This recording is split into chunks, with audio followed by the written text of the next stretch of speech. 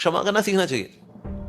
जैसे भगवान श्री रामचंद्र जी ने जब अपनी लीला को समाप्त किया तो सबके सब वैकुंठ यान में बैठे, राइट, और फिर सबके सब साकेत धाम की ओर जा रहे हैं। साकेत धाम, साकेत धाम, तो साकेत धाम की ओर जा रहे हैं।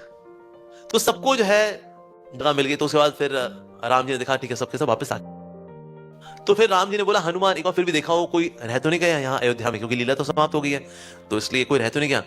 तो हनुमान जी ने देखा सबके सब ऐसे जा चुके हैं, एक ही व्यक्ति है जो नहीं गया। कौन? वो धोबी, जिसने बोला था मैं को राम नहीं हूं जिसकी पत्नी इतने समय बाहर रह करके आ जाए फिर भी उसका कपड़ा लेगा। हुआ गुंजायमान एको। उससे फिर रामचंद्र जी ने फिर सीता मैया का जो है त्याग कर दिया था। वैसे त्याग नहीं किया था, अयोध्या की पेरी पेरी में जगह थी जहां पर वाल्मीकि मुनि का आश्रम था, और वाल्मीकि मुनि जी का आश्रम में ही सीता मैया रहा करती थी, क्योंकि सीता मैया की भी इच्छा थी कि मेरे पुत्र का जन्म, मेरे बच्चों का जन्म हो तो साधु संतों के बीच में हो, राशि ठाट बाट में ना हो। तो इसलिए श्री रामचंद्र जी ने उनकी इच्छा को पूरा किया था इन वे देखा जाए तो। लेकिन फिर भी ऐसा माना जाता है कि ओके उन्होंने त्याग कर दिया। कोई त्याग नहीं है, बिल्कुल नहीं। और साथ ही उनको पता है आगे जाकर, सीता मैया को पता है कि आगे जाकर रामायण कौन लिखने वाले हैं? वाल्मीकि जी। और साक्षात भक्ति देवी कौन है? सीता मैया। बिना भक्ति देवी के आशीर्वाद के वाल्मीकि मुनि रामायण नहीं लिख पाएंगे, इसलिए उनके आश्रम में गए उनको आशीर्वाद देने के लिए। और फिर उनके जो पुत्र हुए आगे जाके लव कुश, ये पहले प्रीचर बने, पहले प्रचारक बने रामायण के। ऐसा हुआ था। तो लेकिन हुआ सी सारा किसकी वजह से? धोबी की वजह से। तो सब तो चढ़ गए। तो हनुमान जी ने कहा सब तो चले गए वैसे यान में, बस एक वो धोबी ही रह गया है। अच्छा तो धोबी को चढ़ जाए किसी यान में। तो जिस भी यान में कहता है तो सबने कहता है नहीं तू तो रह मेरे भाई, यहाँ तो तू मत ही आ।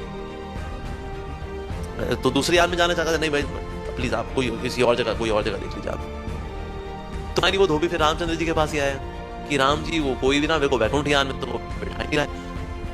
अच्छा चलो ठीक है, चलो फिर हमारे पुष्प विमान में आ जाओ, इसमें ले चलते तुमको, ये मेरे अनुसार चलता है तो ले चलते हैं। ले करके गए, ले करके पहुंचे साकेत धाम। साकेत धाम पहुंचे, वहां दरवाजा बंद। राम जी ने कहा दरवाजा खोलिए साकेत, दरवाजा खोलिए आप। कहते नहीं दरवाजा तो नहीं खोलेगा। अरे मैं बता रहा हूं तुम हूं ना साकेत, खोलो। कि नहीं देखिए नियम तो नियम है, नियम अनुसार तो यह है जिसने किसी आचार्य का अपमान किया हुआ, सीता मैया तो हमारे लिए आचार्य है, तो इसीलिए दरवाजा तो एज पर प्रोटोकॉल, ये प्रोटोकॉल आपने लिखवाया था, ये नहीं खुलेगा खुलने वाला। ठीक है भैया ओके। साकेत धाम के दरवाजे नहीं खोल रहे हैं। राम जी ने कहा चलो कोई नहीं, फिर इनको स्वर्ग छोड़ के आते हैं। तो इंद्र के पास गए। इंद्र ये इनको साकेत में जगह नहीं मिल रही है, लीजिए इनको। कहते ये तो वही धोबी है ना जिसकी वजह से सारा वो हुआ था आपका और सीता मैया का अलग होना। ये तो नहीं हो पाएगा जी। अरे इसके अलावा जो मांग लीजिए राम जी करेंगे, मैं खुद गद्दी छोड़कर किसी और को बिठा दूंगा, ये व्यक्ति की एंट्री नहीं होने वाली जी, क्योंकि इसने हमारी सीता मैया का अपमान किया, तो इसीलिए। इसके बाद शिव जी के पास गए श्री रामचंद्र जी के, आपके यहाँ जो बाकी भूत पिशाच हैं इनमें इनको भी कोई जगह दे दीजिए, किसी कोने में रह लेंगे। कहते ना इसकी एंट्री तो यहाँ पर नहीं हो पाएगी। कहते भूत पिशाचों में एंट्री नहीं, बहुत मुश्किल है तो। अरे अब क्या करें? चलो यमराज जी के पास जाते हैं, मरने के बाद लोग जाते तो हैं यमराज जी के पास, यमराज जी के पास जाते हैं। तो रामचंद्र जी फिर यमराज के पास गए। यमराज के पास गए, यमराज ने कहा देखिए जब भूत प्रेतों में जब जगह नहीं मिली तो यहाँ की जगह मिल जाएगी इसको, तो यहाँ भी नहीं हो पाएगा जी। अच्छा उन्होंने कहा कोई बात नहीं, मैं एक और साकेत धाम बना देता हूं। उसके बाद फिर रामचंद्र जी ने एक और साकेत धाम प्रकट करने वाले थे वहां पर। तो साकेत धाम दोबारा बना रहे हैं, लेकिन वहां पर भी उस साकेत धाम में एंट्री नहीं हो पा रही। तो राम जी ने कहा होगी।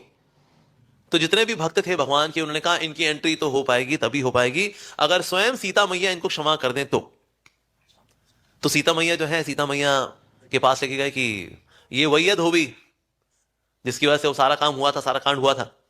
सीता मैया ने कहा अरे इतनी सी बात है, क्षमा करो इसको, क्षमा कर दो इसको, बिल्कुल बिल्कुल क्षमा कर दो। अब ये जो अब क्या ठीक है फिर मैं दूसरे साकेत धाम ले जाऊं इसको? कहते नहीं नहीं नहीं नहीं हाँ जो सीता मैया क्षमा ही है जी। फिर जितने भी लोग थे सबके सब चाह रहे थे उनको, यानी कि अगर कोई अपमान कर दे तो क्षमा करना किनसे सीखना चाहिए? सीता मैया से। क्षमा करना, सहन करना सीखना चाहिए। जो सहता है वो रहता है, जो नहीं सहता है वो नहीं रहता है। ये तो आजकल स्लोगन है, कुछ सहने की जरूरत नहीं है, सर कटा सकते हैं लेकिन सर झुका सकते नहीं। तो कटेगा सर आपका, बिल्कुल। ये कभी कभी हमें सर झुकाना चाहिए, हमें सहन करना